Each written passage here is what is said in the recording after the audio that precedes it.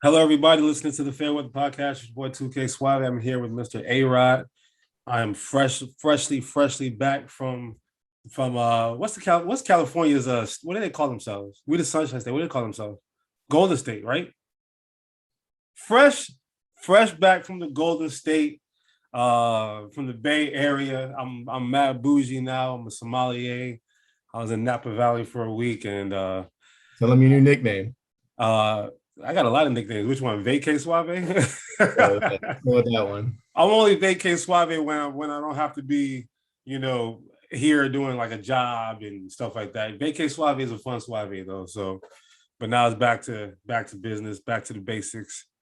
I was keeping up this past week with all the shit that's been going on in the sports world. It's been wild, man. Like I had to watch the Rays lose. That was depressing. Uh, What have we been saying all along, though? Moneyball, bro. Moneyball was what they were trying to do, and it bothered the hell out of me. I was like, bro, and I kept telling people because we're watching it at the bar. I'm like, bro, I was our starting pitching. I say the Rays started pitching was like funny. I was like, damn, all we had, the only ace was McClanahan. And then he gave up 5 runs. He gave him 5 runs in the most important point of the game. He coughed it all up. It's and then I was also in San Fran for the LA San Fran game. I was there for game 1 and game 2. The energy in San Francisco was crazy. I see what your Dodgers had. I see that you're claiming you're set right now. No. I wore a Giants hat the other day, so I'm wearing a Dodgers one today. I'm neutral when it comes to those two teams. I like them both. So same. How do you feel about the Astros and the Red Sox though?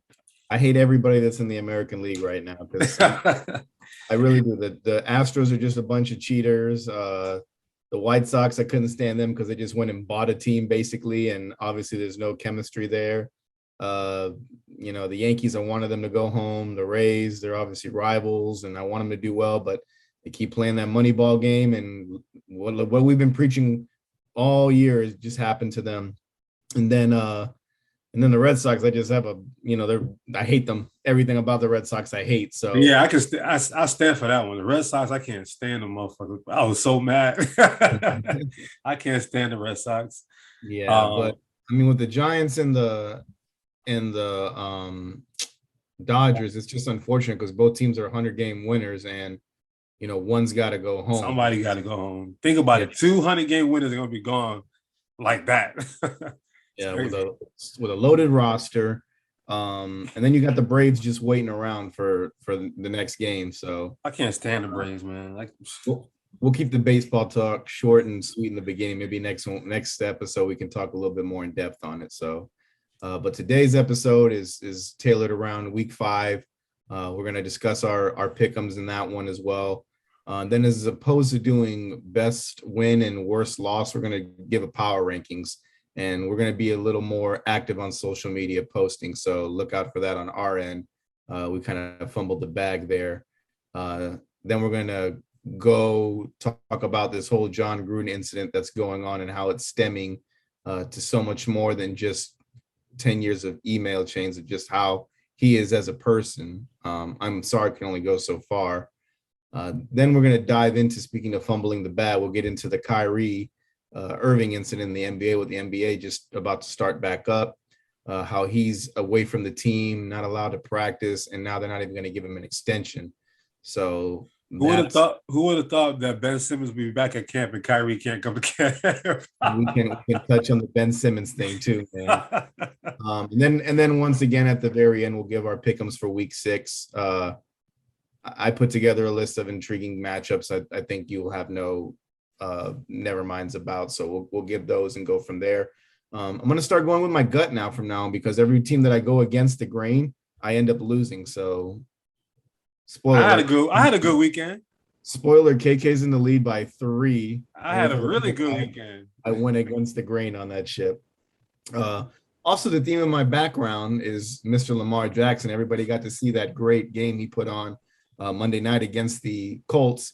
KK and I are reaping the benefits in the Townie Sports League because we were down by 40. And this man, the GOAT, decided to put it on his back. He put the win. whole fantasy squad on his. We should change our team name. Lamar put the team on his back, though. We really should. We got to make it Lamar Taylor. We also didn't draft Lamar Jackson. He was offered a trade first week for us for DJ Moore, and we pulled that trigger real quick. And we had an embarrassment of riches of wide receivers. So, we didn't need to hold on to anybody for that one. We also dropped Marvin Jones too. Look, we have so many wide receivers we don't know what to do with. We had Geno Smith on the bench for 3 weeks, man, until we finally got with the program. And then in my background, I got the Philadelphia Eagles. We had a little nice victory over the, just to kick things off for week 5 before we get into our pick'ems. I just want to talk about the Philadelphia Eagles really shortly. I was watching that game in the back of a minivan on my way to my probably 10th winery that I went to, my 10th vineyard, on my bougie shit in the back seat of the minivan. But, I'm watching the game on my phone, and signal was going in and out. And then your boy, Mr. Sam Darnold, what's up, man? Your boy coughed it up. When the rubber needed to meet the road, Mr. Sam Darnold wasn't clutch. I just got to say that real quick. And Jalen Hurts, he brought it home. I say any given Sunday once again on that one, man. I think the kid's having a pretty decent year. I don't want to poo-poo on his year. I'm glad you beat him. I'm really happy for your team. He's not a Jet anymore, so you can do whatever you want. But that's your boy, though. That's your boy. He's not my boy. I want him to excel away from that cancerous program he was with. So, all right, let's jump into week 5. So we did the game pick'ems. The first one we did Rams versus Seahawks, a Thursday night football game. Rams ended up taking that one 26-17. We both picked the Rams, so that one pretty much canceled out there on our behalves. Pretty thrilling West Coast game as usual. We expected a little bit more, but Russell Wilson had a freak injury with his finger looking all fucked up and shit. That's a big story. Enter the Geno Smith era. I remember that one. Who would have thought? I didn't even know he was still in the league. It's crazy that he's still in the league. I didn't know where that cancer option is. You always got to know where cancer is in the body somewhere, and it's still in the NFL. And Geno Smith is now going to be the starting quarterback for the Seattle Seahawks, which I pray they sign Blake Bortles or somebody else to back him up, because Geno Smith, man, I'm telling you, you may have went first round in the second or first overall in the second round or wherever he went to the Jets, but dude is not a good locker room person. He's gotten his jaw broken by defensive players. Rex Ryan hated him right through the draft. I mean, I wish him the best, but I'm just going by what I got to see in my organization. And the Giants gave him a quick get out of here, and he's been in Seattle for I think 2 or 3 years now. So yeah, he's been there. He looked good on coming out and playing. I know he threw an interception that wasn't really his fault though. That sucked. The receiver's fault. But it's gonna be tough for Seattle. We had like 3 teams going from the NFC West into the playoffs, and it doesn't look like the Seahawks, unless they can win a few games with the Geno Smith era, doesn't look like they're going to be able to make the playoffs, in my opinion. It don't look like the 49ers are going to make it either, but it's too early for that right now. Divisional games they keep playing and losing. Well, they lost today too. Yeah, like we said, the West, they're going to beat themselves up. That's just ain't nobody. Well, are we covering the Cardinals? Yeah, we're going to cover the Cardinals. We'll get to the Cardinals. But yeah, the West, they're going to beat themselves up. Obviously, I think officially, what was the diagnosis on Russ? Did they say how long he's going to be out? I think it was 6 weeks. It's 4 to 6 weeks, right? Mm-hmm. I think that's going to officially put them out of contention for the West crown, or even a wild card spot. Because looking at the Seahawks schedule, I always like to look. When I look at the schedule, I like to look at the next 6 games. The next 6 games is a Sunday night tilt against the Steelers, and the Steelers are desperate. And it's at the Steelers. They have the Saints who are looking good again. And if I'm not mistaken, Michael Thomas will be back for that Saints game. That'll be his first game back from the injury. Then they got the Jags, but they can get the Packers. They're going to lose. The Cardinals, they'll probably lose. And then Washington football team. Hopefully Russ is back by then. But by then, I think they go 2-4. And I think that will officially kind of just wipe them out of any contention for that West. and then the wild card is going to be tough enough for them to try to get into. So, the Russell Wilson thing is a big deal. I think this might be his last season in Seattle. And I think, I've been hearing rumblings that they did try to appease him over the summer, but he's real, go Hawks. He's a good guy, so he's never going to actually show you that he's angry. But I think he's going to demand a trade again in the offseason, and hopefully Geno Smith can do okay. But I don't know. I don't think he's the answer for what they need to do to accomplish a run to the Super Bowl this year, which I'm pretty sure you and Jerome predict the Seahawks are going to get there, or was it just Jerome? Just Jerome. It's just Jerome. You had him as MVP? I had Russell as MVP. That's what it was. Yeah. So, that's obviously not going to happen either. So, it sucks. Obviously it does suck, but, good for DK Metcalf. He looked good. But outside of that, it was just Chris Carson. I don't know what's going on with him. The running game is not good. The offensive line is not great anymore. And it's fine. I think you gotta have faith in Alex Collins, man. I've always been a big fan of his, man. That's tough. Just feed Alex Collins, man. I'm telling you, if you give him more touches, I think he's gonna get more touches in the next game if Carson's out. But dude was a monster what was he with Baltimore? Baltimore. And he did something that got him cut. I forgot what it was. I don't know if it was a DUI or substance abuse, something, but they cut him. And I was like, yo, this guy's a decent running back. And he was good in college too, man. I remember him I think it was Arkansas. 15 carries, 47 yards. That's 3.1 yards a carry. That to me is just average. I mean, it's average to me. He split. And how many receiving yards? I'm pretty sure some receiving yards too. 2 catches, 25 yards. That's something for a running back. Not bad for a running back. Not bad for a running back. Hey, Lamar. but it's just, I don't know. It's just this. You watch the Seahawks. I mean, they even in the games that they won, that they struggled. Like they're not good enough. It's just, to me now. It's. I know. I'm not trying to make excuses. Yeah, I know. But it's just, I wanted them to be. I like, I think you cheer for Russ as well. I like Russell Wilson. He's a good guy. He's never gonna get in trouble. He bagged Sharia, took it from Future, which is an accomplishment in itself. He should have 2 Super Bowl rings, but Pete Carroll gagged that one up. We're not running Marshawn Lynch at the 1 yard line. So, he's a good guy, and I just want him to be happy. So, hopefully he doesn't end up in New York, and because that's hopefully he ends up like in Atlanta or something. But I would love him to come to the Jets, man, but don't ruin your life here. Don't ruin your life. If he went there, you go to the other New York. We didn't even talk about the Rams. I mean, the Rams are 4-1. I mean, they look good. I mean, there's nothing really to talk about. They still look good. Yeah, they're a fucking amazing team, man, from top to bottom, and the gelling that Cooper Kupp has with fucking Matthew Stafford is insane, man. That's Robert Woods came with it this time. Robert Woods did come with it, but I mean, his security blanket is definitely going to be fucking Cooper Kupp, man. Like he's good. Don't shit on him. I know he lines up in the. Oh no. Cooper Kupp is playing as a top 5. He's playing as a top 5 receiver in the league right now. But Robert Woods had 12 catches for 150 yards. I'm not going to shy away from that because I told you, man. That's solid. Robert Woods is the most underrated wide receiver in the league because he was doing it there before Cooper Kupp came, and then Cooper Kupp came and just said, let me get the shine because I'm white and I line up in the slot. So watch me work. You think would you start? Obviously, it's a short sample size, and we don't know how his career is going to be. But let's look at him against Wes Welker and Julian Edelman. Where would you rank him right now? You think he's still behind them, or you think he's got like a leg up on them? I think Welker's the best of the 3 so far. Yeah, I would say Welker, and it's too short. It's too small for Kupp. So yeah. Edelman still. So Welker and then Edelman. Yeah, okay. I think Welker just like fizzled away out of the program out of nowhere.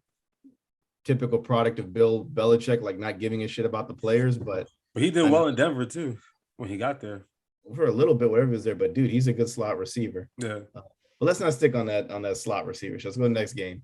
Packers Bengals. I picked this game because the Bengals were 1 in the division, and the Packers are obviously on the hot streak. A lot of people were writing them off.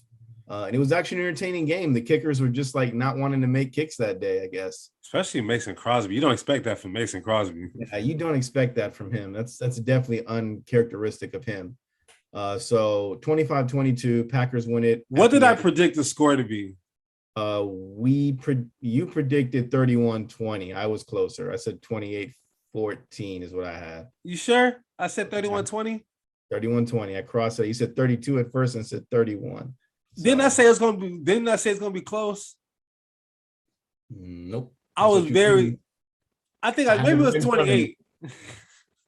Maybe it was 28. Looks like 20 to me, but 28. All right. Because I remember I was on the fence on this one. This one I was really, really close to picking the Bengals, but it was hard to pick against Aaron Rodgers. Yeah, it's hard. So Bengals lose. Packers win 25-22. Mason Crosby finally gets a kick down. Packers win, obviously. So you and I both tied on that one as well. We're both awarded 1 point there. All I can take away from that game is that kid McPherson. I mean, he got a boost of confidence from Crosby at the end. You're gonna miss some kicks in your life, but damn, man, you could have won that game a couple times. Kickers got to stick together, because they're like a little fraternity. So yeah, they really are. Aaron Rodgers still does his thing, as usual. I don't know. It was overall like. It was just like an average game to me. The exciting thing to take away was just like the kickers missing kicks left and right, which was insane. I mean, for me, obviously, you want to look at stats. Everything went. Devontae Adams, 11 catches, 206 yards, and a touchdown. Aaron Jones, 14 carries for 103 yards, and then Aaron Rodgers, 27-39, 344, and 2 touchdowns. So when you look at it statistically for the Packers, you expect these things to happen. You expect the big three, Devontae, Aaron, and Aaron, to just do what they do. And then on the other side, I look at the Bengals. Mind you, Jair Alexander is on IR, which is a very, very big deal because when Stephon Gilmore became available, I really just assumed the Packers would just go all in and go get him, which they didn't do, which is to me is going to be the reason why they don't make it to the Super Bowl again this year, because Charles Woodson. Just remember the Charles Woodson. Exactly. They needed to make a Charles Woodson type of splash, and they refused to do it. And they went and got what's his name from the Cowboys? Brown. Yeah, Jalen Smith, who's a good player, but it's not what they need. It's not what they need at all. They need his secondary.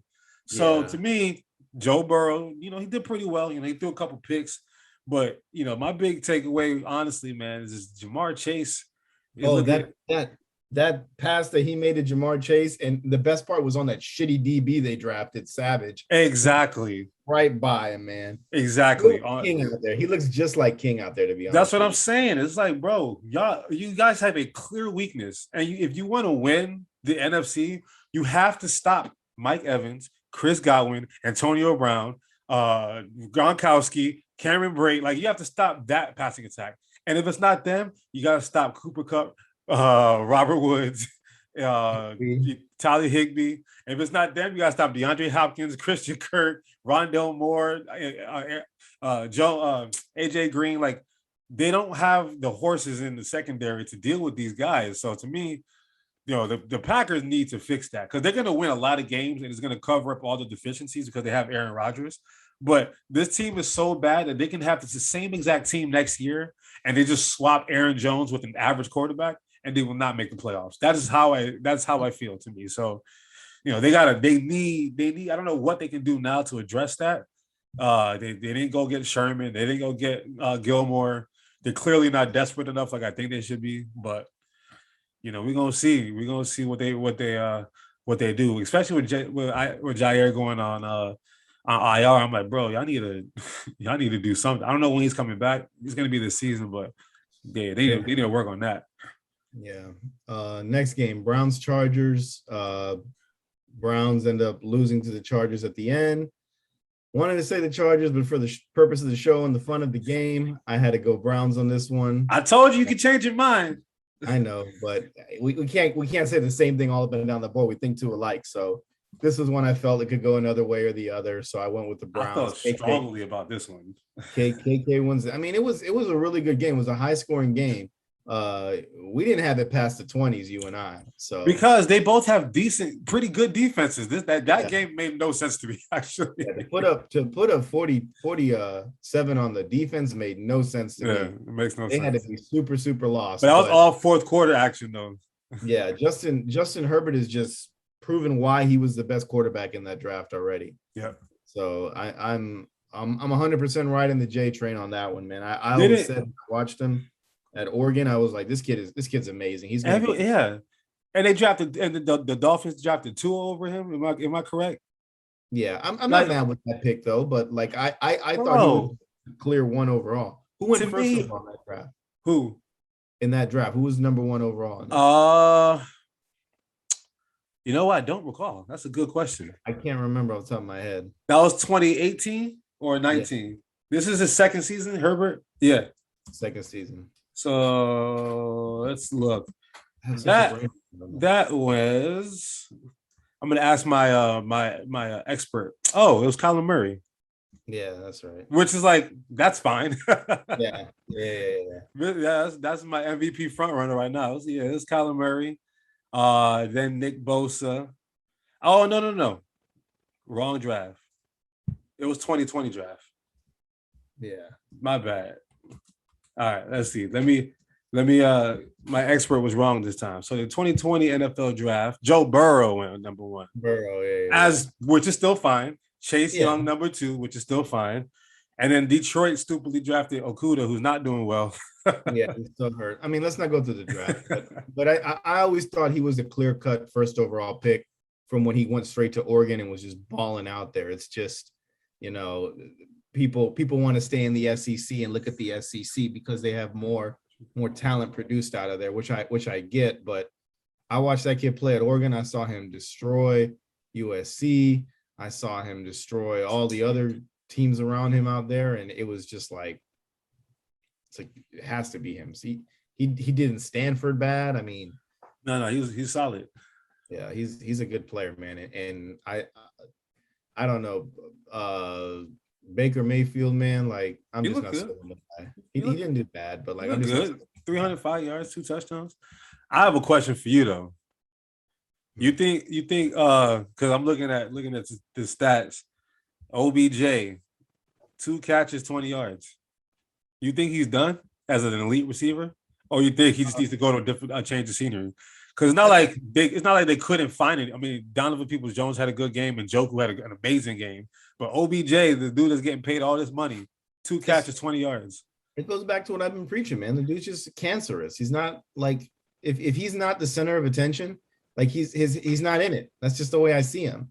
And I see him as like a way to keep Landry happy is what I see him there as. But if I'm the Browns, I'm thinking we're developing young receivers here. And if Juice wants to leave too. Juice and Baker have a good relationship. Yeah, Juice doesn't look like that type of guy. But I'm saying, like, if Juice wanted to be out because they get rid of him, I'd be like, so be it, man. You're on the way too then. But OBJ, I'm looking to get whatever I want from him just because of the name, man. And send him somewhere, get him far away. Just whatever you do, don't send him to the Bucks, because if he goes to the Bucks, I'm over this shit. If he goes to the Bucks, I bet you he'll have like a career year. I'm done watching the football. If the Bucks got Gilmore and Jalen Smith, I would be like, I'm done. I'm completely done with this shit. I think they finally ran out of money, though. I think. You know what I compared them to, and I put it on Twitter, and a lot of people liked it. I said it's like a rich dad that's never in your life, just swiping his credit card for you, swiping it to get you anything you want right there, and then to make you happy. So, yeah, the Glazers are the rich dads right now. They got buku money to spend. Like, apparently, they're going deep into that luxury tax, whatever it takes for them to get that dub. But look, hey, another receiver in that game, Mike Williams. Now, Mike Williams has contract year for him. Clearly, he understood the assignment. Like, he definitely understood the assignment because he's been balling this year. I mean, we're talking about Keenan Allen, who to me has been one of the top receivers for a long time, and he's in the shadow of Mike Williams now. And it's crazy to see. I mean, I got killed in fantasy a couple weeks ago because of Mike Williams, and I've been waiting for him to explode for a long time, and I'm hoping it's contract year because they will be stupid to separate from Mike Williams. Of course. I said even if he had like a subpar year, where he had like 6 touchdowns or whatever, like he's a big fucking receiver, man. He is. And it's hard to find a big body like that. So he's 6'4", 218. Ugh. He's only 27 years old, so he's got another like 4 years of prime Mike Williams probably. And the way receivers don't get touched anymore, he can be doing this for a while now, and he's got Herbert in his back pocket. So yeah, that connection that they have offensively looks amazing. Defensively, they have played better this year, the Chargers. But I take it back what I said. Like I said that they have a poo-poo defense. I'm sold on it. I'm sold on it 100%.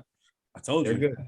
They're good. I mean, 42 points aside because Nick Chubb ran through him like diarrhea. It was crazy. Oh yeah, but the DBs are healthy now, and I get to see him play. As before, I never got to see him play. Derwin, my boy Derwin, old Florida State self. Yeah. Let's go to another West Coast game. 49ers Cardinals. Very low scoring game. 10-17 Cardinals win. Another game that I said I know they're going to win, but I'm going to go with the opposite just to, shake things up. KK gets the win on this one. Just Kyler, I mean, it wasn't a very entertaining game, but Kyler's still running that MVP run still, man. He's undefeated, so Kyler, man. I just think the 49ers are just unlucky in some games, and you're going to take some shitty losses, and you gotta pick yourself up and go back and find a way to win next game. So listen, Kyler the creator, man. He gets it. Like, it's crazy. Like, I remember when he was coming in, first of all, Oklahoma quarterbacks, I'm like, oh, it's the system. It's Lincoln Riley. It's the system. It's the system. It's the system. To me, Baker Mayfield is good, but he's not like, to me, he's not number one overall pick good, in my opinion. We're going to see Caleb Williams probably in a couple years be the number one pick out of Oklahoma. We saw Jalen Hurts have emerge in his career. So, obviously to me, it was the system because Jalen Hurts did not look like that in Alabama. Kyler Murray is like 5'10", and he's a baseball player. And I was like, just go play baseball, leave this football stuff alone. You don't need this. You're about to get paid in baseball, have a long career, don't get hit. Well, joke's on me. Kyler Murray is amazing. He has a really quick feet. He has an embarrassment of riches of receivers, like our fantasy team. Rondale Moore, I told you, he's like my favorite player coming out of college. He had a beautiful catch on the sideline. They got Christian Kirk. They got DeAndre Hopkins. They got AJ Green. They have, Chase Edmonds could catch. Max Williams, the tight end, could catch. Like, they have so many weapons. And then what's surprising me about the Cardinals, their defense. I knew their defense was going to be good, but I didn't think it was going to be this good. And I remember going into the season when we were talking about the Cardinals, I was like, I don't see where they're going to be able to be that dominant on the defensive side. Well, again, jokes on me. Like, they look good. I wanted to be jokes on me, but I'm still keeping that comparison to the Toronto Blue Jays, man. Everything looks good on paper, but there's just something missing. I'm telling you, man. But what do you think? What do you think? Because something doesn't exist. I don't know what it is yet. It's gonna be something though, but they're gonna look good on paper. They'll get to the playoffs. I think they'll get to the playoffs, but they could be a one game out. Like, I don't think they're going to the Super Bowl. I don't think they're going deep though. Yeah, going deep is gonna be tougher. But look, like I remember when this is Kyler Murray's third season, right? Yeah. So I remember, this is third season. I remember when Russell Wilson was still young. He was just like this. Just, we didn't know he was going to be able to get to the Super Bowl that quick, but he got to the Super Bowl quick and won. And the way the NFL works now, the majority of these guys that are winning are on their rookie deal quarterbacks. Those are the ones that are getting to the Super Bowl, outside of Tom Brady, of course. But the Russell Wilsons, who else is the thing about Russ's team? It was an entirely, which is insane, an entirely homegrown team for the most part, minus Marshawn Lynch. Yeah, and then Alden was homegrown, Russ was homegrown, Sherman was homegrown, Chancellor was homegrown. Yeah. Irvin was homegrown. The other guy on the other end, Browder was home. Everybody was homegrown there, man. And So that they're giving me those vibes right now. Like just they this. are. I think what they win is they got the right veterans that have been to the playoffs before. I mean, I think AJ Green has been to the playoffs once in Cincinnati. Yeah, But and they got JJ AJ Green, they got JJ Watt. Like those are, and then to me, those and are just two really solid guys that you want on your roster. and DeAndre Hopkins too. I mean, who has Yeah, like a great relationship with JJ Watt. So yeah, that's true. Very I true. think and then you got Chandler Jones, who's a Patriot before that. So Yeah, and they just get rid of him for nothing because Bill's upset.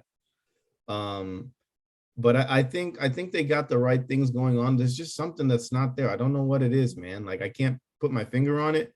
And maybe I'm just salty because they have such a good team and Patrick Peterson isn't there anymore. Like maybe I'm just salty about that, but I don't know what it it's is. not affected them one bit. It's not affecting them one bit. They have not lost a beat at all. And like the most important thing for them is just to protect Kyler Murray. Just make sure he doesn't get hurt. Again, he is still 5'10". Like he's still a smaller guy, and he's a running quarterback. So he's obviously he plays baseball. He knows how to slide and avoid contact and stuff like that. So that obviously helps him. But like you still want to make sure that you're protecting your guy because he is the engine that makes this thing go. Like he's the battery in the back that you need.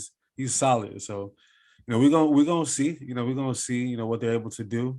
With for the rest of the year. But I'm excited. I'm excited to see the Cardinals be successful in the West. And I think we also have a East Coast bias. I don't think we trust these West Coast teams enough because we're in the East Coast.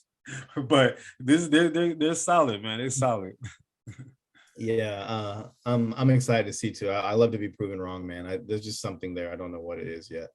You think San Fran's going to be okay, or you think they got reason to be concerned? Maybe it's coaching. Maybe it's just not the right coaching staff. I mean, I'm not nothing against Cliffsbury. I just think it's just like too new. It's just too new to be there for him. But I don't know. I mean, so was what's his name? The Rams coach, and they made it to the Super Bowl with a young Jared Goff and a young McVay. That defense, though, man, it's just fucking nasty. When you look at everything they had before and they've taken away from it now, like they had Fowler. They had who else was there? The dude Mark Barron was there. They had like all these other great players. I mean, but Goff played well, given under the circumstances. Now we know that he's not that good. McVay did a really good job with him. Yeah, I mean, I can't pinpoint it, so I don't want to stick on it too long. There's just something there that's not clicking for me to be like. Do you think the 49ers have reason to panic or? No, I just think they have some unfortunate losses. They can rally. They're a good team. I think they'll be okay. Schedule tough. Boy. Yeah, let's see. And then the last game we had Bills versus Chiefs. Chiefs got to definitely be worrying right now. 38-20, they lose. Bills Mafia wins this one. We both picked.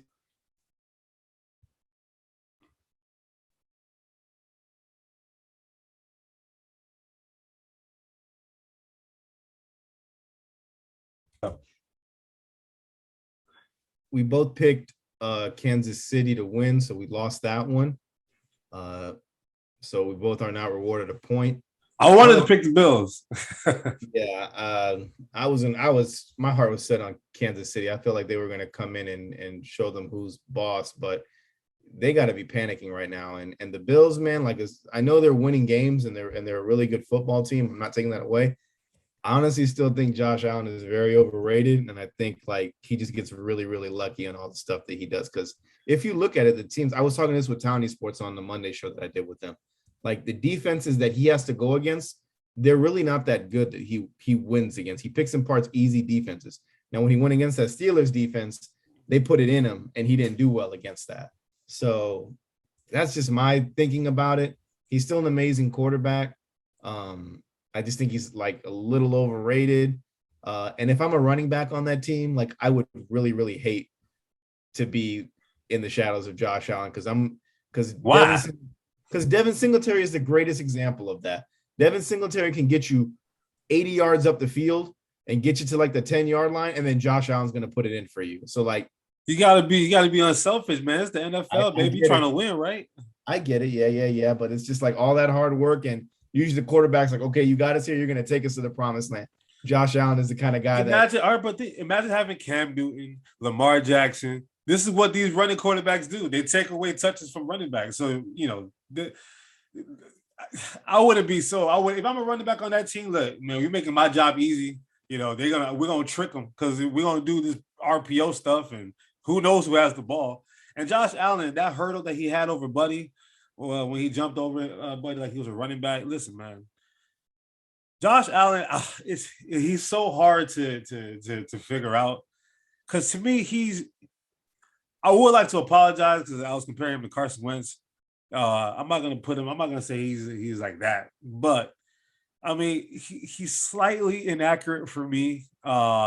His defense is really fucking good though. His defense is so good.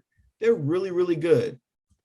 Yeah, they're good, but that doesn't take away from the fact that Josh Allen is still a dog. Yeah, but I mean, like he doesn't have to work as hard as he has to, man. Like the defense can just go in there and take care of business for him. I think the defense is slightly overrated in my opinion, but if you want to talk about overrated, I think the defense is slightly overrated. But he's having a good season. He's 1,300 yards.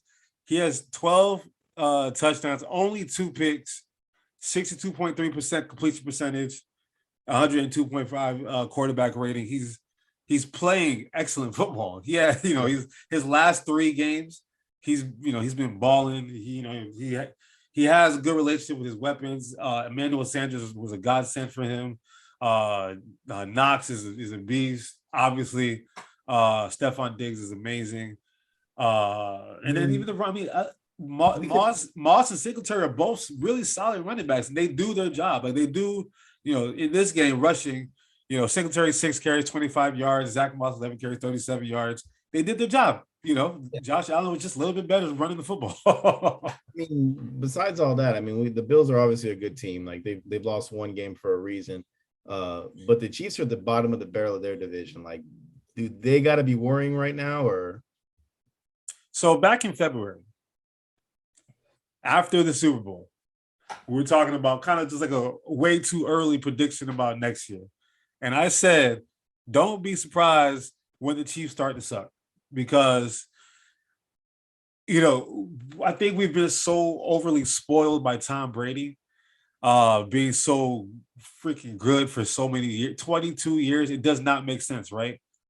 Outside of Tom Brady, Peyton Manning, in the last 20-something years, Tom Brady, Peyton Manning, and then some glimpses of Ben Roethlisberger, who has really been consistent for a long period of time, like their team. There's always a new team every year. It's just like, that's just how it works. And in the NFC alone, just look at the last 10 years. We've had the Packers, we've had the Saints, we've had the Eagles, we've had the Bucks, we've had the Falcons, we've had the Panthers. We've had like everyone's representing the NFC in the Super Bowl like every year is somebody different. The Rams, the 49ers. And in AFC, it's just been Tom Brady who has such a stranglehold on the AFC. Now in the AFC, look at all the young quarterbacks that are there. You have Justin Herbert. You have Josh Allen. You have, we don't know what's going on with Deshaun Watson, but he was an AFC quarterback, was or is or whatever you want to say. He's an AFC quarterback. You got the Browns. They're doing really well. There's so many quality teams in the AFC, and the Chiefs defense is still they got destroyed in the playoffs by Tom Brady. They were not doing well before that. They've been bailed out too much by Patrick Mahomes, and we're just so reliant on being bailed out by one player. It's gonna start to add up. And honestly, we talk about their weapons a lot. I think Patrick Mahomes is so good that I think we don't realize that they don't really have. They have Tyreek Hill and Kelsey. Who else is on that team that besides Mahomes, Kelsey, and Tyreek Hill? You're like, oh, he's really good. McCole Hardman, Pringle, Clyde Edwards-Helaire hurt again. The backup is not that great. Like their offensive line is still kind of brand new and they're trying to figure it out on the fly. Like Patrick Mahomes is just that good. It's like the same thing with Aaron Rodgers. Like it's just Aaron Rodgers, Aaron Jones, and Devontae Adams. He can make anybody a star. I get that. Like he makes the players household names just because he's there and he turns them into something and they get like a 3-touchdown game or something. I get that. But I think they really have to be concerned because very much so. Two good players came out onto the waiver wire for them to pick up, and Gilmore, which they need a corner because you can throw on them all day. And they for an organization that's been known for their linebackers that they developed, they don't have a single fucking linebacker that I know, and I feel like Geno Smith would have been great right there. So they're not addressing anything. I don't know why. Because they got so much money tied into $50 million a year to Mahomes, Tyreek Hill, Kelsey, like, and then they just got all these brand new offensive linemen. Like they probably strapped for cash, which is what happens when you pay your quarterback. Yeah, that is, but also Richard Sherman's with the Bucks for like 25 cents or whatever the fuck he is. So there's got to be a way to do this. You're a GM for a reason, but to not be picking up the phone call for that and to be worried about what Marlon Mack, no offense, go Bulls, is doing with the Colts, like, dude, this guy Darrell Williams, I'm sorry, I think he's good. He's been there for 4 years now. He's got a Super Bowl win with you. He's filled in for when Kareem Hunt was hurt and did well, and everybody's gone down. He's done well. Just trust him for a little bit until you get whatever you want back. But, dude, go address the defense because the Honey Badger can't do it by himself, and Chris Jones can't do it by himself up front. So I'm looking at these points. I mean, the Browns, they gave up 29. The Ravens, they lost, gave up 36. The Chargers, they gave up 30 and lost. The Eagles, we put 30 on them. You know what I'm saying? Like the Bills, they gave up 38. Their defense is abysmal. You know, they might get a break with Washington and Tennessee coming up, but shoot, Derrick Henry might run for 250 yards against them because who's stopping him? You know what I mean? So it's tough. I mean, their schedule starts to get a little bit easier, so they'll right the ship and probably go on a 3-game winning streak until they got to see the Packers.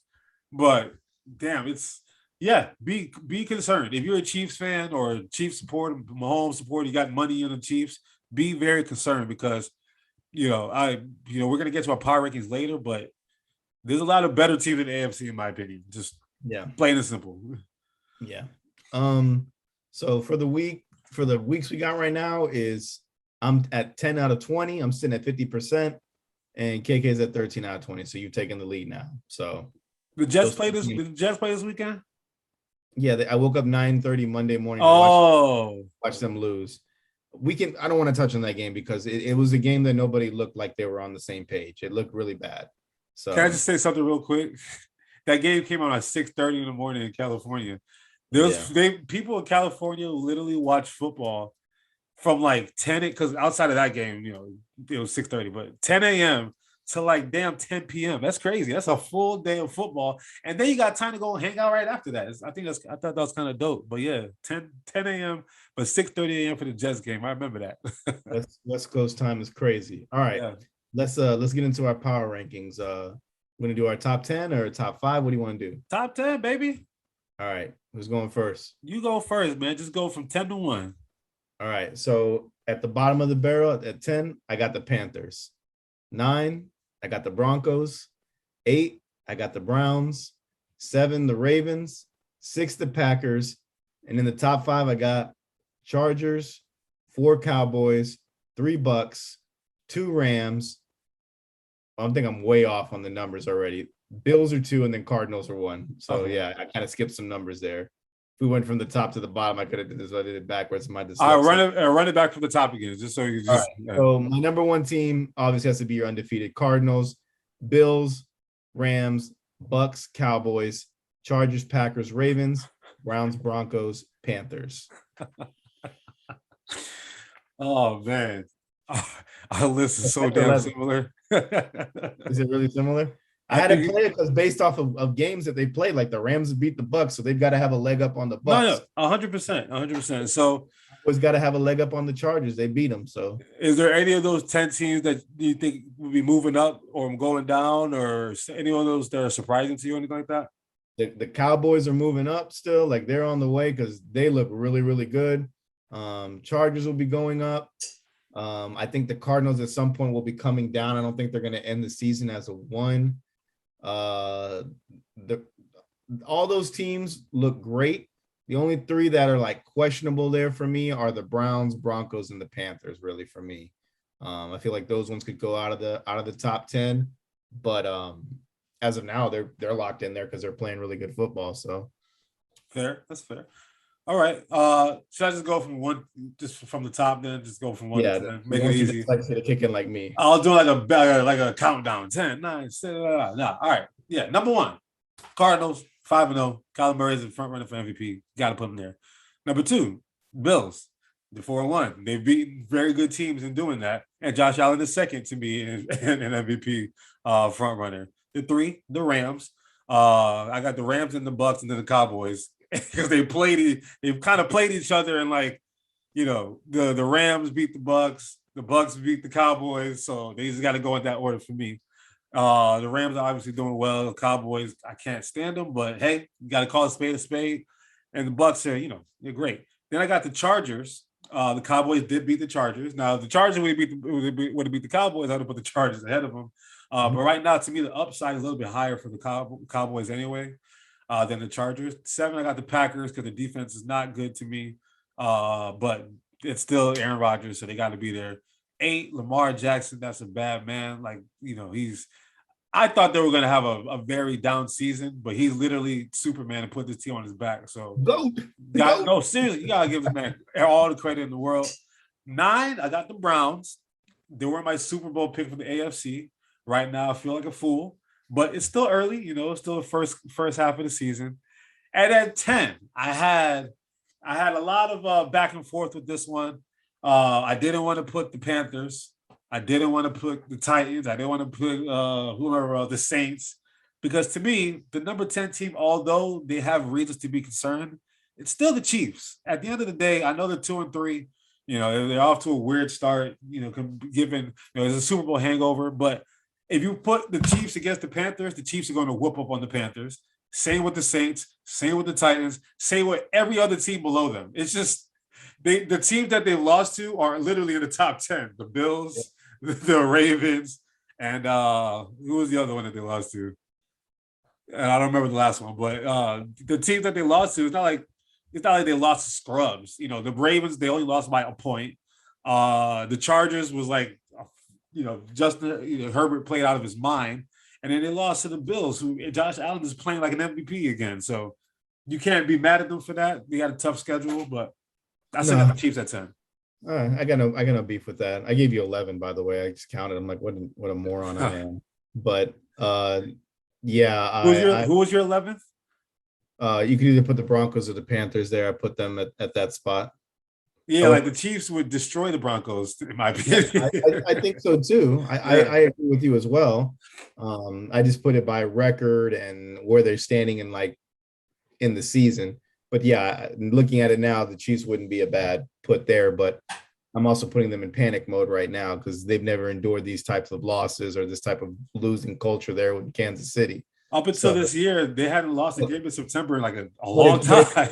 Dude, but if they went undefeated the rest of the season, I wouldn't even. I would be like, yeah, of course they will. Of course they will.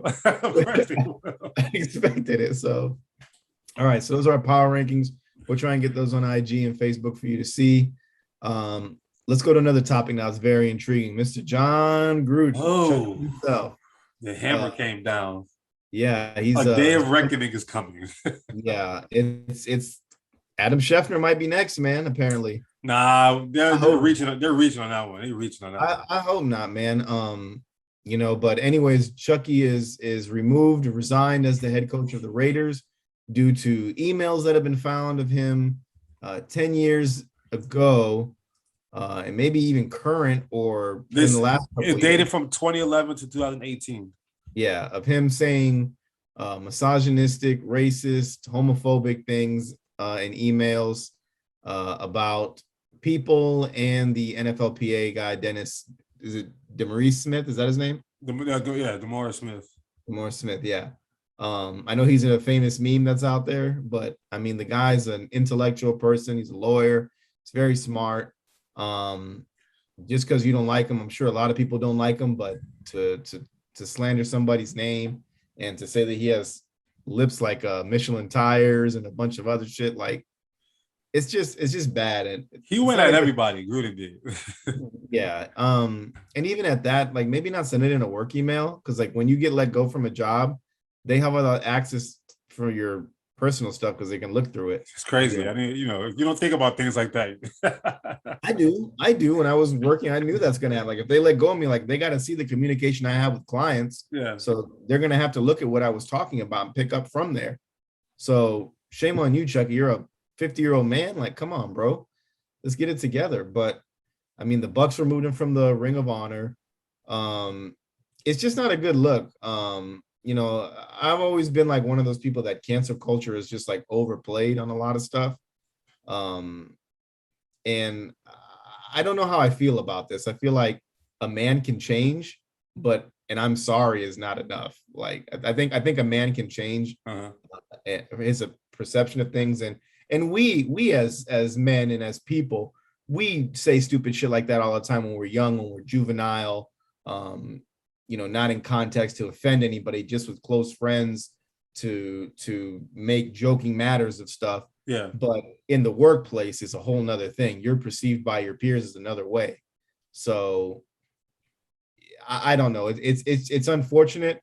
I wish Chucky the best. He's not going to be getting any head coaching, GM, NFL, TV. anything with NFL, he's done. He's canceled from basically. Skechers even cut his ass, man. Skechers said we're done with you. He was with Skechers. Yeah.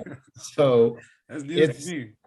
It's unfortunate. I got to watch Michael Smith, his little podcast that he does with the other Mike. Oh yeah, the brother from another. Yeah. It's really good. I really like Michael Smith. He's very intellectual. I hate ESPN so much because they get rid of so many great people. Don't get me started on them. Yeah, but he even kind of tore into him. He's like, even ESPN didn't do their homework with him. Like they hired him and didn't do their background check on him and allowed him to come on and say all the things that he did and put on this facade that he's a good guy. And then Keyshawn even said that it was all smoke and mirrors for him. He didn't seem like a trustworthy guy, like a used car salesman. You know, I wanted to like Chucky. He looks like a type of guy that is likable, but I don't know. It seems like it's all smoke and mirrors to me. I'm rambling. You talk now for a little bit. No, you're good. Because I've been rambling in my head about this for the last few days. When I was on the plane ride over back to the crib, I just kept reading like all this stuff that I downloaded so I could read. So you know, my opinion about Jon Gruden overall, started from the beginning. First of all, I think he's the most overrated coach of all time. Agreed. He inherited Tony Dungy's beautiful team that he kind of like Mark Jackson did for Steve Kerr. The only difference that Steve Kerr kept it going, and it made it even better. Jon Gruden inherited the team, and he's won 2 playoff games since that, and that was almost 20 years ago. He didn't do anything for the Bucks after that. He hasn't done anything for the Raiders. They were having a decent year to start this year, but to me, you know, I never really to give somebody $100 million that hasn't really proved anything. It's like that's the same way I feel about Mike McCarthy, who's having a good year. Don't get me wrong, but there's certain people I'm just like, I don't really see it. His mystique of why he became so popular was how great he was on Monday Night Football, and this is when he was sending these emails when he was on Monday Night Football. So I think he was obviously feeling himself. He was like the king of Monday Night Football. It was great. It was a great time for him. Now here's the thing, you know, this story is insane. You know, it's because it's way. And when it came out and I was reading, I was telling people, I was like, this is way bigger than Jon Gruden, because Jon Gruden was just a sacrificial lamb. Yeah. Because Jon Gruden's only a millionaire. Because the people who are involved in this are the billionaires who have to be protected, right? And what are they going to do? Get rid of because Jon Gruden didn't get fired. Keep that in mind. He resigned because I don't know if the NFL would have had the power to actually fire him, because he wasn't employed by the NFL when he made these comments. It was while he was on Monday Night Football. It was from, he was emailing with the Washington football team executives, but he just so happened to be on the inside of the emails. I think Jay Gruden was there at the time. And then apparently the owner of PDQ was in there. The owner of Outback was in there. Tampa's own. Tampa's own. But Jon Gruden went at the Glazer family. He went at Goodell. He went at DeMaurice Smith. They were sending topless pictures of their cheerleaders on Washington to each other. It was just the good old boy club, and typically the good old boy clubs have been getting away with things for the last hundreds of years. But guess what? it's a day of reckoning that's happening right now. Cancel culture sucks, and I hate cancel culture. But every now and then, there's somebody who deserves to pay for their sins, basically. And whatever you want to say, unfortunately for John Gruden, he has to pay for his sins. It's kind of like you look at the mob, right?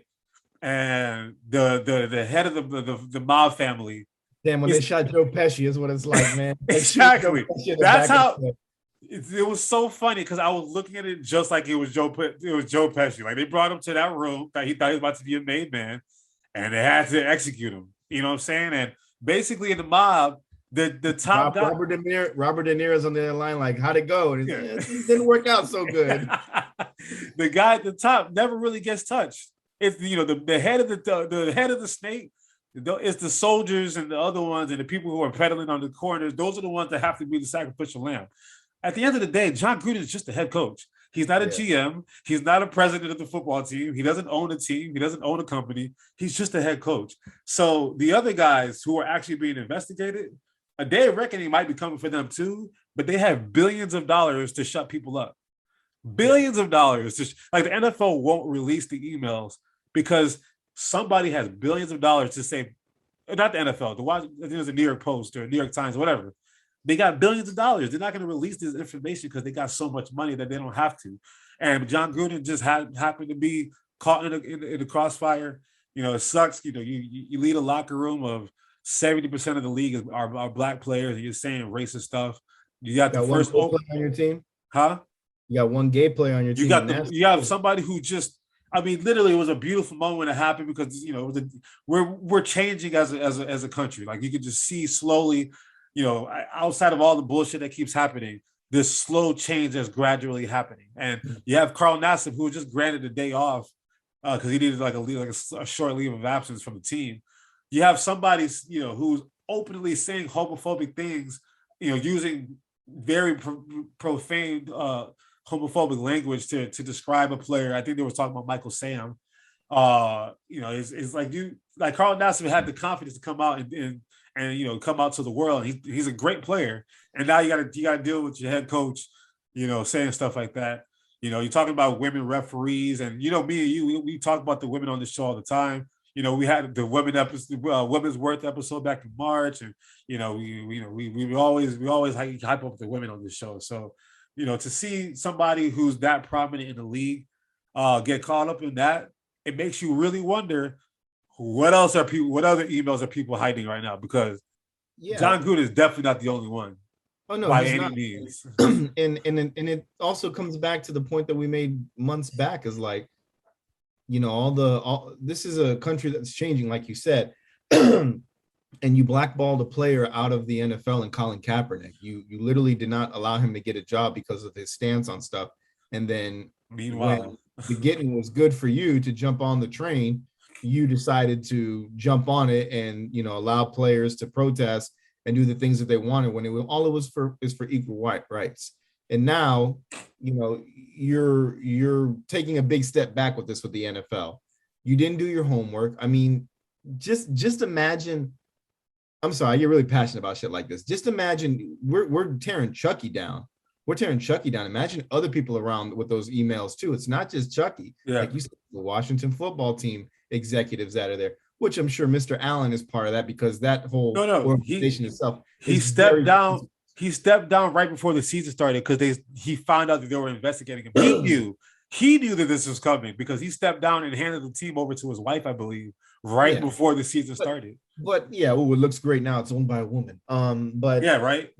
Regardless, like it's all stupid. I feel like they're worried about the inmates overtaking the team, and shit like that. But it's really the guards and the wardens that are really making this bad. They're keeping this racist mentality of football, keeping it, and I don't want to use the words, but keeping it white, keeping it right, and not allowing it to grow, when the most profitable athletes out there are your young up and coming black players. And that's why they say shut up and dribble, because that's all you're just they wrote a book about. It's like paid slaves or something like that, because at the end of the day, they have all this money to just shell out, but at the end of the day, they don't want you to speak up. They want you to just dribble or run the football or pass. They don't. But for one thing that always kills me, if a black player goes out and gets intoxicated and drunk and is recorded, they're seen as like a threat or a menace, or he doesn't take life seriously. But Gronk can go out and have a good time and get fucked up, and it's funny to everybody. He's a jock. That's the one thing that fucking kills me. He's all a the jock. time. It's really fucking annoying to me. And I had somebody approach me on what was it, Tuesday, that this happened, that they leaked all this stuff, and Chucky had his press conference and like, can you believe it? He's like, I feel like this country's gone really, really soft. I can agree with you that the country's gone soft on a lot of things, but also this person was white. I know my skin is fair. I'm Hispanic. I obviously identify as Hispanic, but put your feet in a minority shoes for a second. Look at the way that we would look at stuff like this. Now, like I said, I'm not hindered a lot because of the color of my skin, but when you look at my ID and you put it against Joe Smith, you're going to sway a different way. This guy might be here illegally. Oh, he smuggled in some.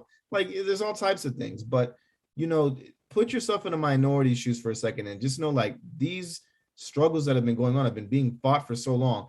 And Dave Chappelle's getting a lot of scrutiny for all the stuff that he said on the closer. Hey, man, no reason at all. As a matter of fact, he said a lot of good things. To me, did you watched it? I watched it 3 times now, man. Bro, I was like, what's the big deal? I didn't understand where all this pushback is coming from. The biggest issue, and I don't want to get stuck on that, is that he said that we all came out of a woman with a gender from the beginning, is what he said. And a lot of comedians, bro. Golly. That's not wrong. That's not a wrong thing. And he also is helping, the transgender comedian. But we're way off the top. I know. But it's part of the conversation, because this is like a big picture thing that we're dealing with right now. Yeah. So it's crazy to think that one person's job is comedy, and his job is to basically make fun of all different types of people, whether they're straight, gay, black, white, whatever. He's going to do that. And you as an audience should definitely have a thicker skin at that and be like, he's just kidding. That's not the type of person he is, until you see his antics outside of it. But within the NFL, you're fucking up big time. You're not doing background checks on these guys. You're not looking at anything. So he did this shit in 2010. And then the Raiders were like, we're going to give you $100 million, $10 million a year to be a head coach with a resume of winning 1 Super Bowl that was handed to you and not doing really anything else. So you didn't look at anything. ESPN didn't look at anything. And the Washington football team continues to be in the headlines of all the bad shit that they're doing. Right. And it's bad. It's a bad look for the sport, because a lot of progression is trying to be made in the minority for minority people. And you're just like blocking it every day. You're blocking it every day, saying this is okay. Oh, it was just one time. No, one time becomes comfortable, and you do it more and you do it more and you do it more. And it becomes a figment of people's imagination, and they forget about it. So that's my biggest tip on all of this, is like, progression is being made and all you're doing is blocking it. And in the NFL, you're blocking it. You're not making anything better. They just got to clean house on everything. And even if it starts with if Jerry Jones got to go, I bet Jerry Jones drops a couple N-words at the practice. I know damn well Jerry Jones got emails with some shit inside of it, but he probably don't even know how to use a computer, so I don't know if he's probably sending emails like that anyway. But the thing, God, I lost my train of thought when we were about Jerry Jones. But yeah, because these emails that they found, 650,000 emails between 2011 and 2018, right? And it just came out just now, right? We don't know if anything has happened in the last 3 years, but what would have stopped him in the last 3 years? It's not like he got caught in 2018, so it's not like he stopped sending those emails in 19, 20, and 21. So I don't think John Gruden's changed. I think this is just, so if there are people saying, "Oh, it happened 10 years ago," yeah, it happened 10 years ago. It probably happened yesterday as well. Like you don't know. I think a man can change, but this is something that John Gruden needs to step away from and get his act together and show that he has changed as a person. I think resigning from the team is the first thing he should have did. If he would have kept going out there, act like nothing was wrong. The Raiders are having a pretty good year. And I feel like that's going to be a black cloud in the locker room right there and then. Hey, man, my boss, If I'm Darren Waller, I'm thinking, man, I beat alcoholism and depression and all this, and I'm probably the best tight end in the league, and it's because John Gruden believed in me. But I know he's calling me the N-word behind closed doors. I know he's making fun of me behind shit. He's making fun of my teammate Carl Nassib. He's making fun of it's just the woman referee on the field that's refereeing this game. Like it's so backwards and it's sad. But the problem that I have is that I know Gruden's not the only one. That's the thing. It's like I know he's not the only one. So it's annoying. It's down to ownership, and it also shows why there's no black owners in football either. Zero. Man. They have one minority in Shad Khan, who he's Shad Khan, and then they have another one. I forgot. I don't remember the team that. Yeah, I think there was it's a woman that's part owner of the team or something like that. Seattle. I think it was Seattle. Homeboy's wife. The guy's wife. Yeah, Alan's wife. So outside of that, it's just a bunch of old white guys, 70 years plus. Yeah, man. It's and I mean, I don't expect these people to sell or anything like that. Like that's family generational thing. But when the opportunity comes, you've got to allow black billionaires and people to come in and try and take this. And it's we want, like I said, I don't want to play the race card on stuff, but it really is what it is at the end of the day. It's the race card. If your skin is fair and you're white and you're of Aryan blood or whatever you want to say, if you're a man. And if you're a white male at that, like shit's in your favor all the time. And if you don't like what I'm saying, fuck you. I don't care. It's my podcast. I can say what I want, man. But that's just how I feel about this. And the times are changing. The NBA is doing a great job about this. If anything, like look at the NBA. That's a perfect example. Once again, you had the racist owner say that shit. He was gone within like not even 24 hours. He was gone immediately. And they got Ballman in there, and the program's rebuilding again. But that type of toxicity and that cancel shit or that culture was gone immediately. You get rid of it. That's because in the NBA, the players run the league in the NBA. Like the players, they really have a fair split of like what is going on in the NBA. Like they've all, David Stern got really good with that, and then Adam Silver took that to another level. Meanwhile, in the NFL, the players do not run the NFL. Like, you know how quickly they will cut you in the NFL? They don't give a damn. Like they will cut you. Patriots. They will cut you with the quickness. Like the NFL is ran by the Shield, and the Shield is, the Ravens Shield, the Steelers Shield, the Raiders Shield, and whoever owns that Shield, the Allens and the Mark Davises and the Jerry Jones, they run the NFL. They make all the rules. They're the reason why they stopped. Like they made that rule about the taunting this year. They harped down on it, basically because they don't like to see, all the, taunting or whatever. And who's doing all the celebrating? The guys who score. And who's scoring the most? The skill players. And what's the majority of the people who are skill players? Obviously, they're. So you know what I mean. So it's just. It's the quarterbacks get all the most money, and they didn't want black people to be quarterbacks for a long time until they realized, damn, it's making me a lot more money because they're good at it. It's all money driven, and it's like we're never gonna advance if we're always just so focused on that bottom line, because that's all it is. They don't really. I'm pretty sure they wouldn't have really cut Gruden, but that's going to cost them money having somebody saying those kind of things. You know what I mean? Like if he said this same shit 30 years ago, then I'm like, oh, there goes Gruden again. Pat on the back. Don't say that anymore. Next, move on. Right. So it's just, it's sad. It sucks. I'm happy that they took his name down from the Ring of Honor in Tampa because he doesn't really deserve to be there. But then people start bringing up Warren Sapp and Antonio Brown and Richard Sherman. Well, if you want to get rid of anybody who has a checkered past, then there will be no league. You know what I mean? But exactly. I don't remember Warren Sapp saying anything racist about nobody or homophobic stuff about nobody. I don't know, but I don't know. It's caught with a stripper, for all I know. You say he got caught with a stripper?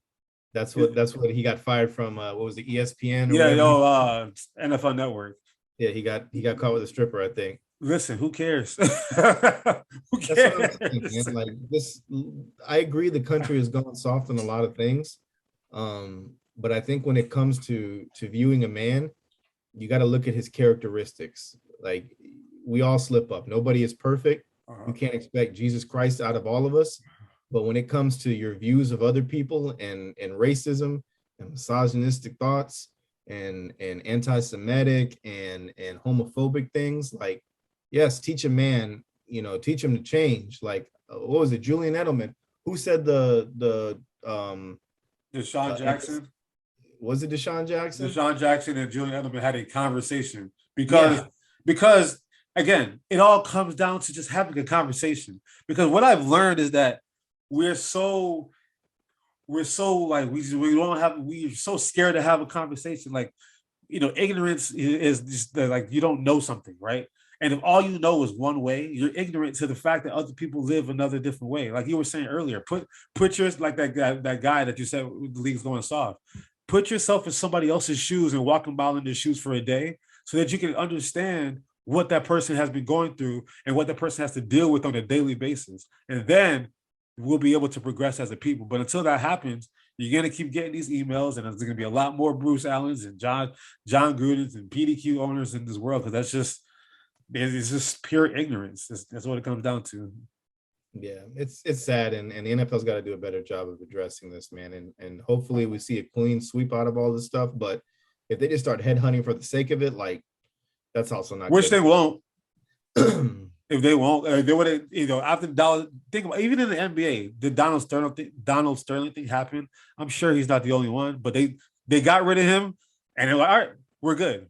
Obviously, he's not the only one. It's hard for me to believe that he's the only one. So I agree, but there's diverse ownership in the NBA too, though. Yeah, like it's not like it's a lot. I know, but still, there's some at least, and progression slowly but surely. We can't have a perfect league without having some hiccups in there. So yeah, I mean, to me, it's a black eye for the NFL, but it's probably a necessary one so that they can realize how much they really need to change. Like, they really need to do better. Like, it's just don't ride the wave. Don't ride the wave because it's cool. Don't market the fucking the George Floyd, the Colin Kaepernick. Don't market that shit. Just be about it. Yeah, be actually want to help.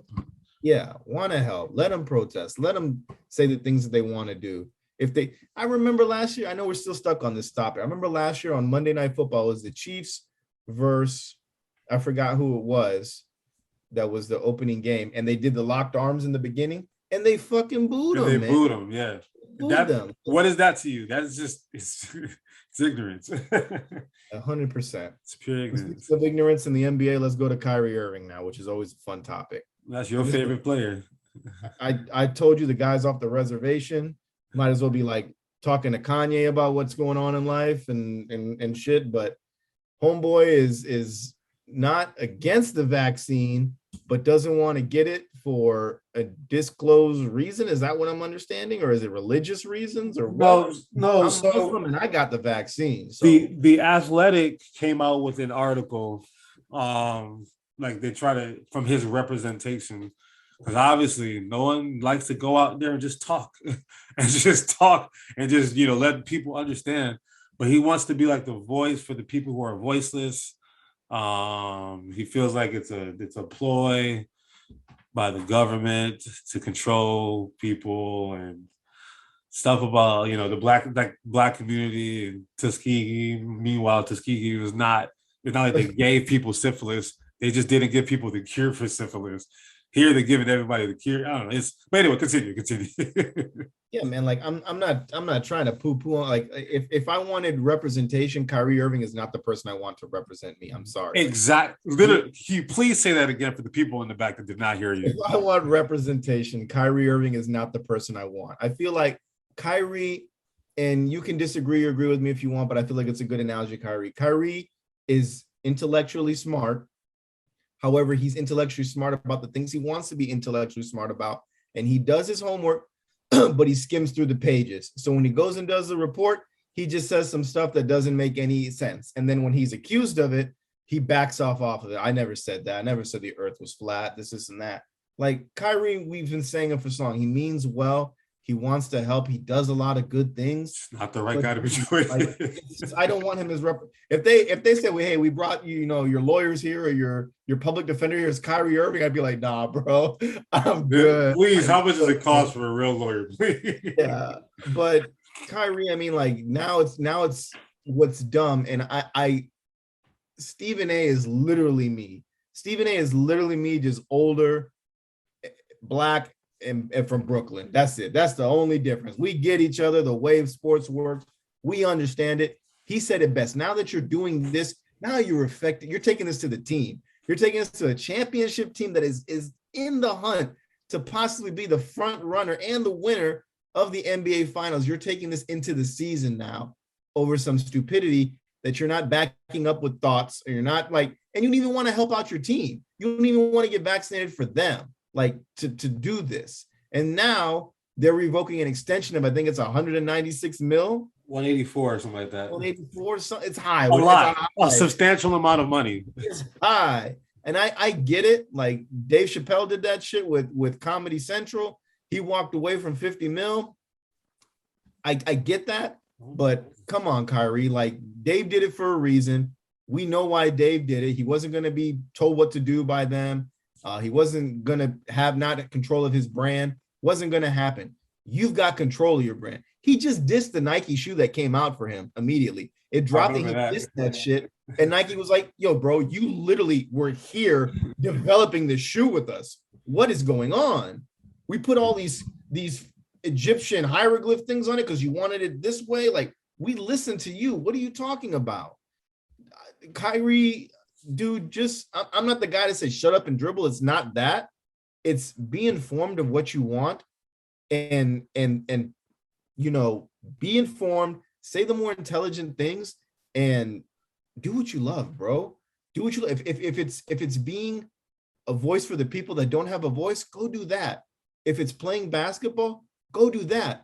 But learn from your daddy, learn from LeBron on how to do both at the same time, because he's the best teacher for you for that. Because you don't know how to manage your time and do all this stuff, bro. Like it's too much for you.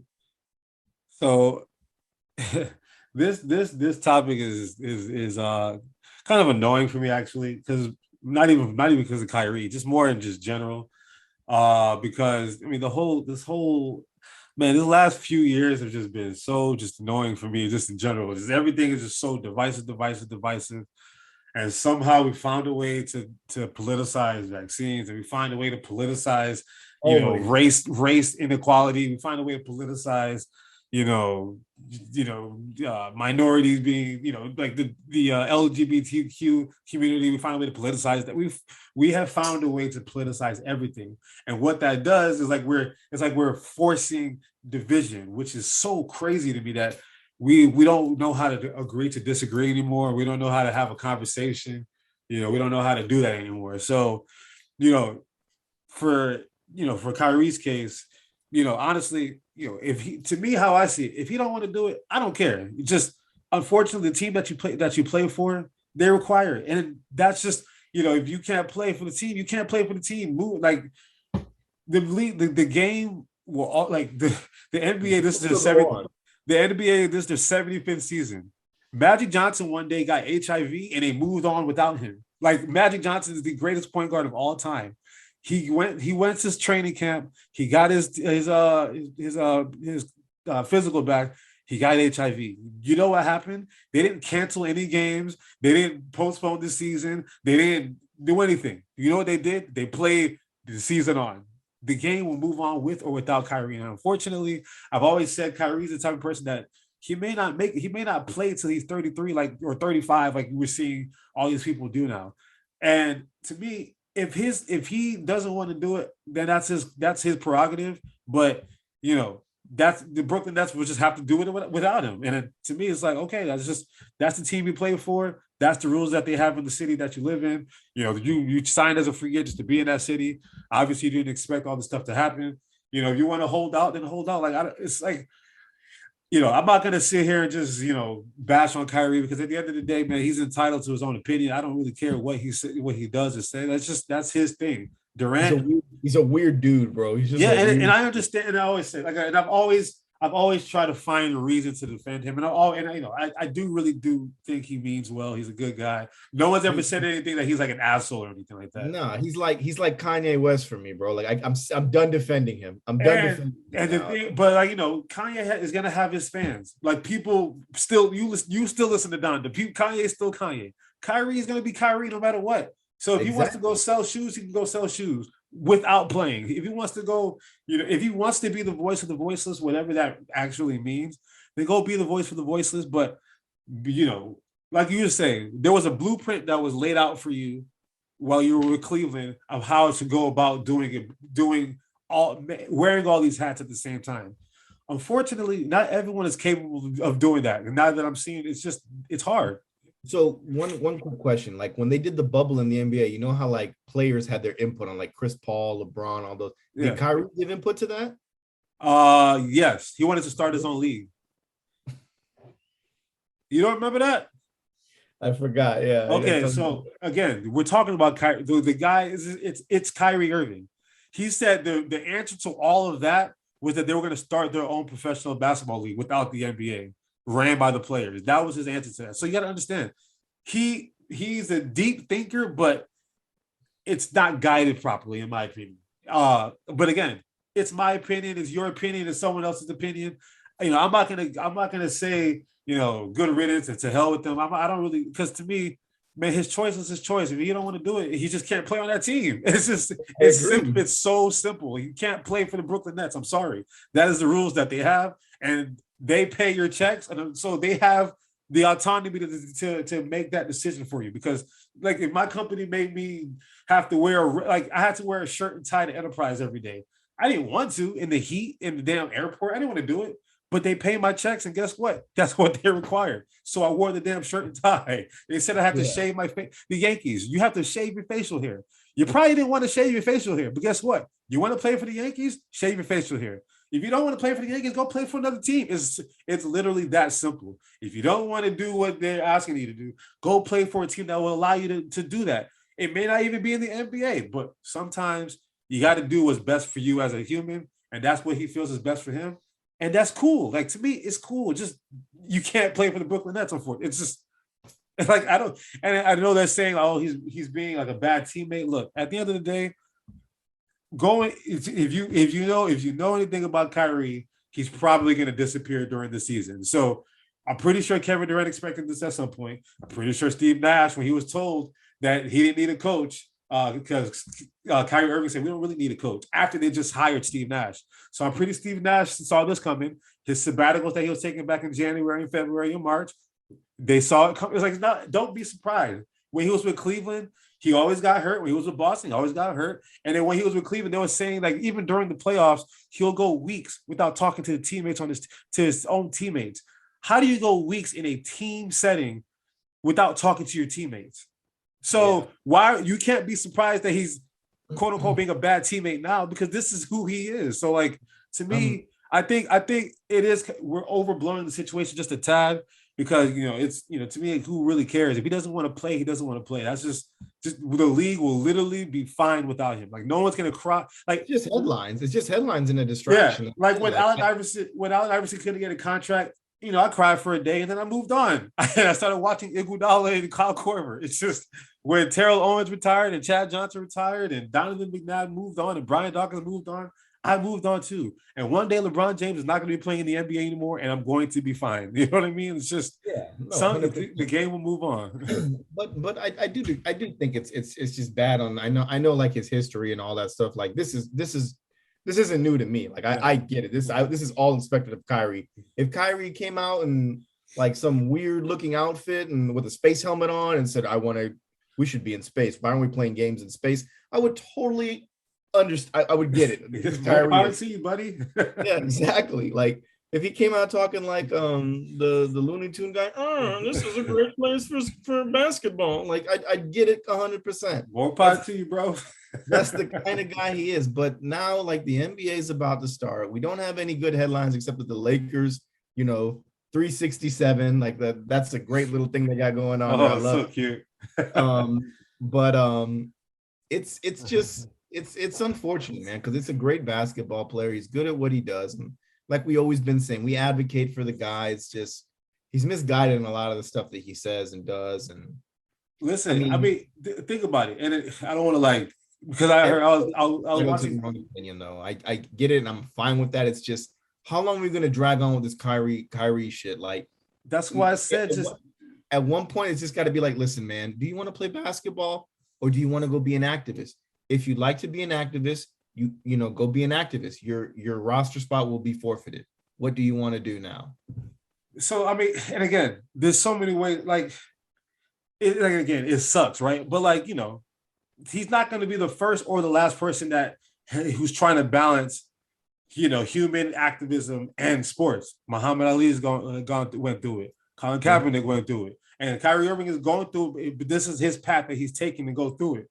And unfortunately, it's a fucking path though, man. It's just not a normal path. But listen, at the time of saying that you didn't want to go to war was probably very an unpopular opinion back in 1967. But guess what? He looked at a hero now after that, right? You know, Colin Kaepernick got kicked out of the league for his beliefs about police brutality, right? And I always said Colin Kaepernick was probably not the right person to do that either, because to me, he didn't go about it the right way. He went so quiet and silent, and I feel like there was different ways for Colin Kaepernick to approach that situation. And to me, it's the same thing that's happening with Kyrie. Unfortunately, it's just the wrong guy at the wrong time. But if this is the path that he has written for himself, he may be in 5 years, we might be like, wow, Kyrie was right about this, that, and the third. The revolutionary, and I'd love to take everything I say back. It's hard to me. It's very brave for him to be doing what he's doing, because it's really hard knowing there's $184 million on the table for you, and you much rather be like stuck to your ways than take that 184. For me, I'm like, you know what? If that's what he wants to do, more power to him. I'm not going to shame him publicly or privately for believing what he believes, because that's what he believes. It's not like he believes in like white supremacy and white power. Like it's not like he believes in murdering people. It's just this is what he believes. So I just say whatever, man. Do you, bro? He believes in the flat earth, and I don't know what he's trying to represent, but I'm also a big advocate of mental health. I don't know if he has like some kind of trauma or anything like that. Like I don't know. I don't like when we try to assume everyone has mental health issues. I don't think he has mental health issues. I don't want to, but I'm just saying if he does, maybe listen to somebody. That's all I'm saying. I don't want to piggyback onto that. Yeah. But I just when you present something to me, I need a clear path to see where this is clear going. Yeah, that's all I think that's all we want. This is Kyrie's path. Correct. It turns into a Skittles rainbow, and you're like, where the hell are we going with this? So maybe that's why he stays quiet. So because he's tired of explaining himself, because he doesn't have the proper tools to explain himself. So like I said, you know, this is what he wants to do. The Brooklyn Nets will be a big 2, and they'll move on without him. Like literally, it won't be. We'll be talking about this for another couple of weeks. But if he decides to just retire by June, when the NBA finals are on, we're not going to say a word about Kyrie Irving anymore. Trust me. It's just in the news cycle. We live in this divisive country right now where everyone feels like they need to pick a side. You know, just this is where we're at. So, you know, I don't really care. to be honest with you, I'm more concerned about, you know, what Ben Simmons is about to do. I'm more concerned about 367 in LA. I'm more concerned about Giannis, you know, being a beast still. Like, I'm more concerned about the top 75 list that's about to come out this year. The NBA season starts next week. I got other things I need to be concerned about. You know, the Brooklyn Nets decided not to, you know, pay him for not taking the vaccine. They're the ones with the billions of dollars that can say that. So, you know. I agree, man. I don't want to tell him to shut up and dribble at the end of the day, because that's I would that's never like the last thing I would ever say to a professional athlete is shut up and dribble. I would never tell him that. Like I just said, I don't understand like where you're coming from, but you got to make a decision at the end of the day. Like, what do you want to do?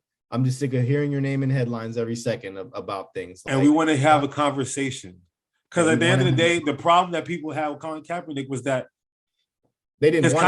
His conversation went mute, and then his mission plan was I don't know what his plan was after he drew the attention to the situation. Like, I feel like, you know, I wish he would have done a better job handling that whole situation, in my opinion. That's just me. You know, it's, you know, everyone can assume, you know, determine what they feel about that situation. But I just wish he did a better job because we finally had all eyes on that situation. Mm-hmm. And to me, he fumbled at the goal line. He was driving the football and then he fumbled at the goal line. Because we're talking about a player that was in the Super Bowl just a couple years prior to that. He was a really good football player that got axed out of the league. So, it happens. Unfortunately, it's just the game will move on without you. And I heard him say today that he's still trying to get back into the league to lead a team to a Super Bowl. Listen, man, that ship has sailed. He's on Madden. He's on Madden if you want to play with him on Madden, guys. do your Netflix special, man. It's going to be great. And I hope a lot of people watch that when it comes out October 29th. It's going to be really, really good. So, all right, let's wrap up the show because Kyrie gives me a headache every time we talk about it. We're going to do our pick'ems again. I got 5 games. I hope you like the ones I picked. They're going to be usually the same ones that were in it. But the first one we're going to do, Chargers versus Baltimore. Who you got? Man, that game was giving me a headache because the game was in Baltimore and they're both 4-1 and the Chargers are so damn good. And they're both coming off emotional wins. You go first. I'm going with the GOAT. I'm going with the GOAT behind me because he won me a game. That's why. So I'm sticking with Baltimore on this one. And it's at home. Damn. What time is the game? It's an early game. Oh, so it's not like a primetime game? No, I think it's a 1 o'clock game. Could be wrong. Could be a 4 o'clock game. Bro, so if they have to travel, give me the Chargers. And I'm gonna say 30-28 is what I'm gonna say. Okay, give me the Chargers. I'm a big believer in this kid Justin Herbert, so I gotta just ride that. And I'll say like 28-25. All right. I'm gonna regret this one, obviously, but yeah, give me 28. Yeah, it's a 1 o'clock. Damn, 1 o'clock game. Nah, give me Baltimore. I'm sorry. Only because they have to travel from the West Coast, and that 10 a.m. shit will bother them. West Coast teams don't do well in the East Coast, so give me Baltimore. It's a 3-point spread right now, anyway. So give me Baltimore by 3, 28-25. All right. Next game, we got matchup of the Sooners, Arizona versus Cleveland in dog pound. In Cleveland. I mean, the Cardinals got to lose eventually. They do got to lose eventually. Cleveland is favorited. They're playing. They was playing in the dog pound. What's the weather? 61 degrees, probably. It's gonna be a little cold for them boys on the West Coast in the dome. Give me the Browns.